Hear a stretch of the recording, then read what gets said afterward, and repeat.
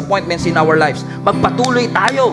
Hindi yung naging maganda ang childhood mo, but keep your faith. Nawalan ka ng trabaho, but keep your faith. Nawawala ka na sa katinuan, but keep your faith. Hindi ka pumasa sa board exam, but keep your faith. Kahit na dumaan ka pa sa cancer, keep your faith. Ingatan mo ang pananampalataya mo. Ingatan mo yung testimony mo. Kasi Satan wants you to quit. Don't ever give him the luxury of seeing you being defeated. You are not supposed to be the victim here. You are the victor. You're the conqueror here. That even when you fall, you will rise again.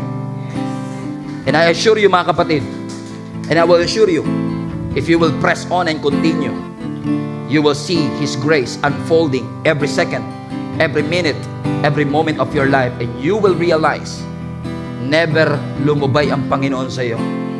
He's guiding you, He's leading you.